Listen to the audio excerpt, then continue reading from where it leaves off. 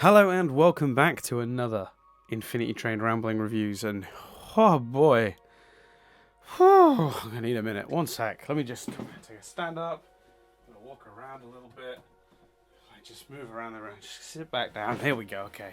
Right, I think I'm ready to talk about this one. First of all, okay, Infinity Train, let me level with you. I did want an Atticus episode. I did. I said that. I said those words. But did you have to do him that dirty? Oh dear. Oh. You all must have been listening to my everyone must have been listening to my last video, going like, "Oh, he's kind of gonna get what he wants, but not really." Okay. Just take that in. I've not long watched this, obviously, as you can tell. Still, like, what is happening? Well, let's break it down. So this episode is one part funny, light romp, which is what I thought we were going to get for the episode 3 before the end, because in my head I go like, yeah, you got one more chance to really kind of have some fun before you get into the deeper, darker stuff, episodes 9 and 10, which really do have to sort of wrap things up, so you've got to deal with all the bigger themes. So before you get trapped into that, let's have some silliness, and that they do that a lot of these shows, and I think that the same pattern was followed by Over the Garden Wall. They had the although that one had a dark ending, the majority of the episode was silly fun times with, in Greg's head, if memory serves, and then at the very end it's like, oh, here's the tease for what's now coming. Whereas this was about half the fun silly romp, and then it just went so dark. I wasn't quite expecting that, if I'm being honest. Let's break it down a little bit. So for those who don't remember, this is the ball pit car. And basically the premise is they go into the ball pit car, and it's like a sort of almost like a fake adventure, like the one of the being that lives there, who's brilliantly voiced by Ron Funches, whose voice I recognized immediately. I love Ron Funches. If you don't know, he's a stand-up comic, mostly operating out of, I want to say, LA, and he's done a bunch of voice work in other stuff, but he's also like he's been in a bunch of pilots. Yeah, he's one of those people that's like going to be someone like huge one day, but he's sort of like, he's just not found his break yet. He's been very unlucky. He's done a lot of like comedy pilots and haven't gone. But when it hits, it's gonna be, he's amazing. He's just really funny, and he's got a very distinct voice. I particularly liked him. He did a couple episodes, I think an episode or two of Harmon Quest, sorry, and he was great on that. So anyway, moving on. Ron Funches voices a character called Khaki Bottoms, who leads them on an adventure. He basically is like, you must return this toy to the... Which I don't know, what are those toys actually called? He calls it... What does he call it? I wrote it down. Let me see if I can spot it in my notes. I can't. I wrote it somewhere. The Jiggly Wiggle. That is a real toy you can get. I've had those. Well, I've not owned one. I've played with those though. And they're good. They are good fun. They're sort of like a rubber thing that's sort of like they like a rubber tube that rolls in, so like it slides out of your hand really easily. It's not slippy in any way. The material is actually quite grippy, but because of the way the gravity and the water works in it, it just sort of slides through. They are really fun. They're a good item to... I'm actually thinking of buying one following this episode, because often I have items that I handle while I podcast that, just something to hold to keep me from fidgeting, because I'm a fidgeter otherwise. So I've got these like ball things that I'm holding one of now, but I might get one of those for that too. But he's like, the quest to return the Jiggly Wiggle to the prize room, and it's like, oh no, there's a force field, solve this puzzle. And it's like, easiest, not even a puzzle, it's just to win this game of noughts and crosses that has been set up for you to win, no matter whether you play noughts or crosses. Things like that. It's all a joke, basically. Like, this guy wants to create a fake adventure to go on, and she's like up for having some fun. Right as they finish, during the episode, actually, if you're eagle-eyed, or just normal-eyed, because I spotted it on my first viewing, which is unusual for me. Details like that I tend to spot on my second viewing. You can see at least twice the shadow of the steward through the episode, like appearing, like is definitely in the car with them, and you know that, and it suddenly makes it all feel very ominous. And then of course the steward suddenly like takes over the place. She tries to sneak by before the steward realizes she's there. So they all go very quiet. This is a really tense scene where Tulip's trying to get to the door without being detected by the steward, whose tentacles have just literally covered everything. And then suddenly they are discovered, and it all goes horribly wrong. The steward... Well, Atticus fights the steward. Doesn't go too well for Atticus. Doesn't go too well for anyone, really. The whole thing's just a disaster. Then we meet the character that we glimpsed in the cat car episode with what I perceived to be another spherical character because of the curvature of the light, but it turns out it's more of an Ed 209 in a cape. And if you don't know what Ed 209 is, go watch RoboCop. And then when you watch RoboCop on this channel, Rewind Reviews episode of RoboCop, where we talk about RoboCop. It's good fun. The trivia for that movie is insane. Check that out if you can. Anyway, yeah, so the... well, I don't even remember what I was saying now. Genuinely don't remember what I was saying. Oh, yeah, so we meet this guy. And then this guy is basically mad at... He's mad? So I've got a theory about this. I'll come back to it in a minute. He's mad at Tulip, basically, for moving through the car. And then the cat's with him, and he's like, well, where's the robot? He spots 1-1. 1-1 runs off. The steward shoots up the place. And then Atticus tries to save Tulip from the grasp of this new character, who announces himself as the conductor and proceeds to blast Atticus with a beam and then leaves with the steward, not with 1-1. And then the unfortunately passed on Atticus then transforms into one of the creatures Tulip ran away from in the first episode, which... Let's start... Do we start there? Yeah, screw it, let's start that. Kind of actually verifies... Well, not verifies, but answers my question. So one of the first episodes I asked, like, I want to know what's going on with the living beings in this world, because if you're telling me that the environments are artificial constructs, through whatever technology, dream world logic, what are these beings that reside in them? Are they, are they real? Are they robots? What are they? And it seems like that they're living beings, like savage, crazy, like almost like dog bug type monsters that are then, I don't know, molecularly adjusted, I guess, to become sentient beings that fit the car they're in. So Corginia was filled with a bunch of those things that were turned into corgis, or dogs of various sorts, I guess. I can't remember if it was all corgis or if it was just dogs in general. It was called Corginia. I'm going to guess corgis. So that's the impression I get from this. So the beam that he zaps him with, there's hope, because the beam that he zaps Atticus with, he does seem dead, but he then just transforms. I'm wondering if, because he's still technically alive as that bug thing, he can be turned back, and I feel like that's the way they're going with it, because otherwise that is... Oh boy, that's dark. If Atticus is lost forever, that is... Oh, that's dark. I really like it. This is a great episode. It's the whole thing is just madness. I think particularly liked the premise that this conductor character talks to Tulip and reaffirms and tries to barb at Tulip about the stuff we know she's sensitive about, but she's already learning from. He tries to put all the blame for everything that's happening on her instead of himself. So he's obviously doing all this. He's chasing them, blowing stuff up, all this. And he basically is like, they had a place on this train, referring to 1-1 and Atticus. I think he's lying about 1-1, but we'll come back to that. You took them out of it, he says. You brought them here. You put them in danger. All of this is your fault. And we're just reaffirming a lesson we know Tulip has learnt, but she is definitely susceptible to self-blame, because we know that's where she went mentally when her parents divorced. So, the show's science fiction-y crazy plot is once again giving us connections to the character arc, and a really clever one. It makes sense that this conductor character would do that.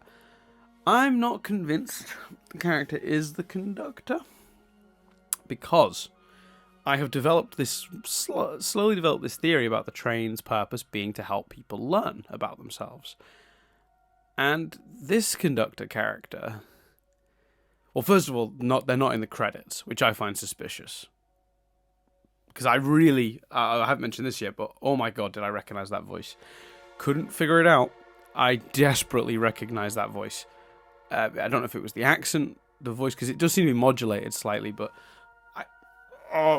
it was the tone, the way they spoke, the rhythms of it. It was just so, and it was on the edge of my brain. Like my brain felt like it shrank every time he spoke. So it was like I knew, but I didn't.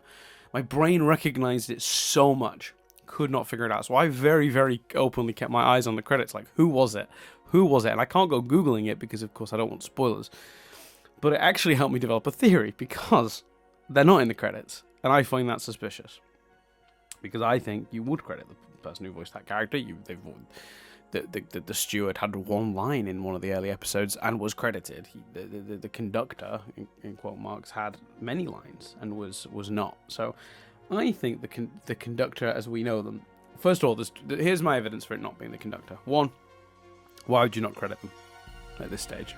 Because you don't want to call them the conductor, because they're not the conductor. Possible, for sure. Not the only explanation. Certainly not my only evidence for this, because if it was just that, I'd shrug it off. But number two, I think it's too early to reveal the conductor. I do. I think something else is going on here. I don't understand what's going on here, but yeah. Number three, and this is the thing I was getting at earlier. The car has had the train seems to... I've developed this theory that the train is very much trying to help Tulip. And if there are other passengers, them too. Which I guess there are, because we saw those tapes, didn't we? I think there's a chance the conductor is not this being that said they were the conductor is just... I don't know. I don't know if they're just lying, or if they've I don't know if they're just it's like a rebellion on the train of the various beings that work on it. Let's say it's run clearly by a bunch of robots. We know that because this thing is robotic in nature. The steward is robotic in nature. One who we've gotten the clear impression at least used to work on the train is robotic in nature. I think One was sort of like a car designer, or a fixer. One was the creative one that would make all the cars or design them, move the orbs around, get them just right. I think the steward, it was literally that, stewarding the people through it. I don't know what this robot's original function was, but I think it's possible they've decided to take the train for themselves, the steward and this other robot. But one was a nuisance of some sort. Wasn't on their side and was quite powerful, because if one can, if I'm right in thinking that one designed those train cars, one with full memories and faculties is probably quite a threat. So I reckon they've scrambled his brain, and that's why one is so confused and looking for their mother. And I think the mother is the conductor, who is probably the designer of the head of all of this. Where they are, I don't know. Maybe this person who's claiming they're the conductor has them kidnapped somewhere. I think that's likely. But I'm not convinced this is the conductor. It's too early. They weren't in the credits. And their decisions here don't fit with what seem... to be fair, I think I am making a leap based on a leap. So it is fair to say that my theory is based on another theory, because my other thing isn't confirmed yet. The idea that the train is bringing people on to help them learn about themselves and be better. But I'm convinced that's what the numbers are going down for. I've convinced myself of that. Whether that's true or not, I don't know. If that isn't true, then the next part of my theory, which is that this isn't the conductor, collapses. Because the biggest part of it, the bit that made me most go, I don't think this is the conductor, was that the behaviour, not my mic, sorry. The behaviour of this conductor does not match the intentions I've assigned to the train. So I'm pretty convinced that that's what's going on. So there you go. That's my theory anyway. As an episode, just incredible. Like let's talk about some of the more details. I love that in the start of the episode, Tulip mentions she just wants to go home. Now she's no longer interested in, and when she says it, she's kind of a little surprised to discover that about herself. Like she hadn't thought about it in a while, and then she casually says she wants to go home, and Atticus is like, "Weren't you going to Oshkosh or whatever?" She's like, "Oh, yeah, that's over. I guess I just want to go home now." And she does almost come across like she wasn't expecting that to be the answer she gave, but that's how she feels now, and I think that's really sweet. I like that she after all this, she just kind of wants to go see her family and maybe again proof that she's learning and growing. Her number seemed to be 3 the whole way through the episode. I didn't see it drop, which surprised me because I thought we'd see it drop to 2 during this point, but it can drop to 1 at the end of the next episode or something, and then it'll be ready for the final episode. One thing I didn't love was, while this was a great episode for Atticus, this beef with the steward feels a little out of nowhere. I understand that the steward was the cause of the trouble in Corginia, but they didn't really, other than one very throwaway line at the end of that episode that was followed by a joke of, "I want to come with you too because you give good belly rubs," or whatever. They haven't really reaffirmed that Atticus's purpose on this mission was to go after the steward. And while if you just watched this episode, you would be under the impression that that's been Atticus's goal all along, and every episode or every other episode, Atticus was going, "Yeah, and we got to keep pushing forward because I've got to get all of that steward. We got beef. We got beef with the steward." Well, you wouldn't have called it the steward, obviously, but but they never brought it up. It never came up. Atticus has been so underserved by the rest of this series that this, sadly, feels slightly more hollow than it probably should, and that's a real shame because it wouldn't have taken a lot. Just 1 or 2 little reminders, maybe, across the series. Just 2, maybe. Even 1, to be honest. I'd have taken 1. Would have made this all feel much more satisfying, because there's an amazing moment in this episode, and it's one of my favourite moments of the show, full stop. And it's Atticus and Tulip, they're escaping from the steward, and Atticus turns around and he says, "I didn't leave my kingdom to come on a crusade. I didn't leave my kingdom on a crusade, only to cower before my dragon." What great writing! Yes! Absolutely, and it's such a powerful moment, and Atticus runs out and faces the steward despite being completely outmatched. Oh, actually, I say that. The steward has the aim of a stormtrooper. It's embarrassing. There's a bit early in this, not early, but midway through this episode, where the steward breaks a bridge, or not a bridge, like a tunnel they're in, and they all fall out, and the steward, shoots them with their eyes, by the way, which, I don't know about you guys, but when I look at something, I look at it immediately, instantly. If I turn my eyes to face something, my direct eye line then goes to it instantly. If I had guns in my eyes, I'd be the most accurate gun firing expert in the world, because your eyes are extraordinarily pinpoint. I can't. Why does the steward just miss every time? It's embarrassing. Firing thousands of bullets, and the guys are just they're running, but they're just going around them. It's crazy how they've not been shot to death several times at this point by the steward. Anyway, that aside, I'm just saying maybe they should have thought of a less deadly weapon to give the steward. One that's a threat but escapable, so that when you have these moments it doesn't feel so strange that they're escaping the 1,000 bullets being fired at them. But anyway, James Bond powers aside, Atticus's fight with the steward is incredible, and Atticus being so brave in such overwhelming odds is admirable and makes him seem mighty. And again, that line of dialogue is just incredible. I just wish that they'd made that goal more prevalent throughout the series, because then this would have felt like a really big beat for that character. Whereas instead it felt like they only found that beat for his character while writing this episode, rather than it was the plan all along. Or they had little references to it in the other episodes, but they didn't make the cut, or whatever. Maybe. Totally possible. Because again, I'm not asking for a big underlying anything. I'm not asking for it to have been mentioned in every episode or anything like that. But at least once, maybe twice, would have been nice. Would have really reaffirmed it. But not a huge complaint. One I really stand behind as a sort of concern aimed at this particular piece. Like it is definitely a flaw, but a flaw on an otherwise pretty flawless piece of television. It's great. I just loved everything about it. I mean, I also want to talk about the. Actually, I don't want to talk about the Jiggle Wiggle betraying them. Very briefly, I just want to note that I thought that was awesome. I thought that after all that, they were nearly out. They nearly snuck out without the steward noticing them, and then the Jiggle Wiggle slips out of the hand, and all of a sudden it all goes to pot. I also loved the use of the cat in this episode, and their version of the Darth Vader line. I've altered the deal. Pray I don't alter it further. That is basically what happens. She's like, well, look, I helped you find them. I'm done, right?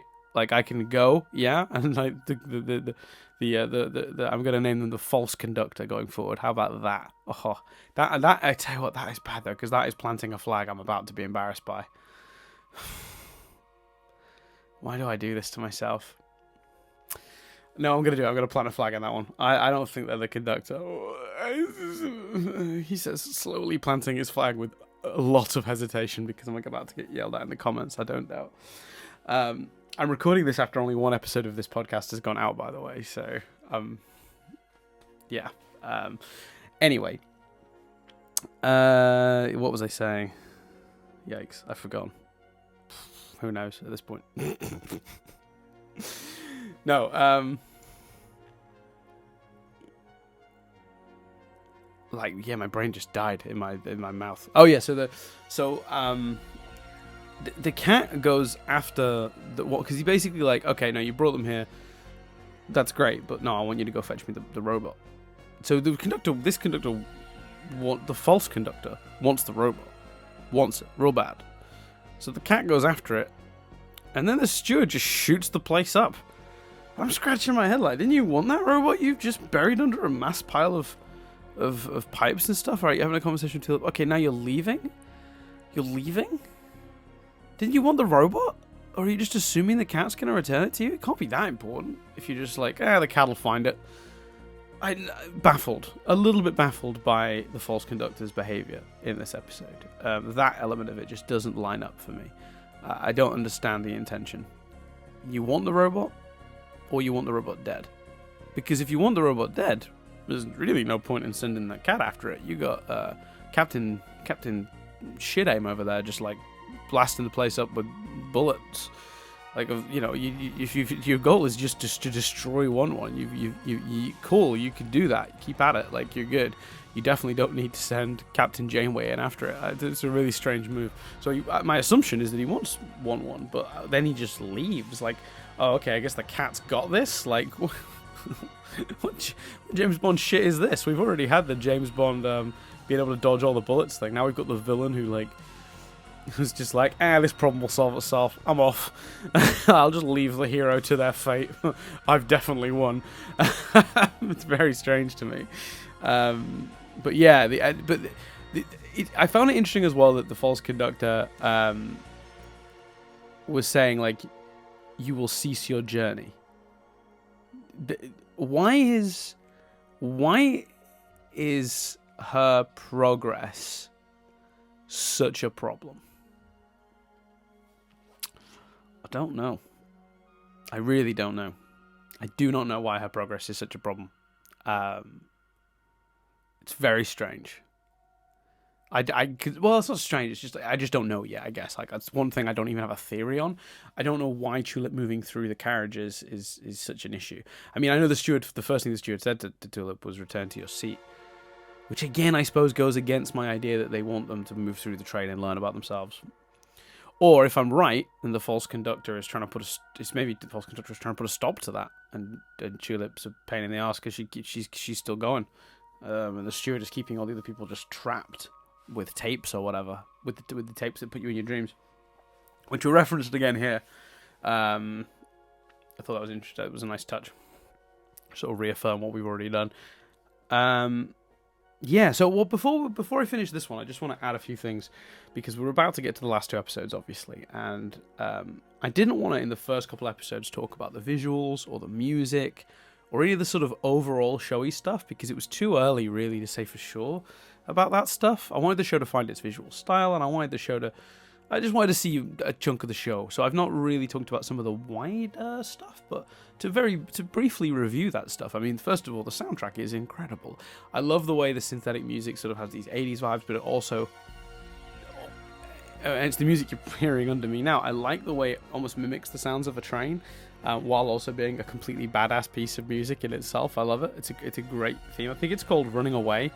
I think. I could be wrong. I found a YouTube video of it with that title, so unless that was just a fan gave it that title, I don't know, but it's a great piece of music. The music outside of that is all really good as well. Subtle, but definitely effective. Visuals, I think this show looks amazing. I think they're really good at framing shots. I've noticed as I've already edited a handful of these now, and then you'll notice I put screenshots alongside me talking, not necessarily relevant ones. I just sort of clip the story of the episode together in screenshots and then sort of stick that over it. But I really have noticed a lot how good they are at framing action visually, and I think they're really good as well at doing like fake camera work. And what I mean by that is, obviously it's animation, nothing goes out of focus because there's no camera in use, yet they've used soft focus to draw your attention to stuff. In some of the episodes they've used it a couple times, like I'm trying to think of some examples off the top of my head now. I think in the original Cat episode, the beach car one, there's a shot where 1-1's in the foreground and Thingy's in the background, and the focus shifts from 1-1 to Tulip. And it's a great shot, and they've used it multiple times across all the episodes, as far as I know.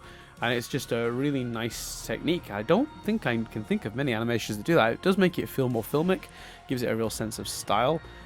I like as well, and I don't know if this is a genuine rule, or if I just feel like this because it's an animation, but the way they film the cars, they always frame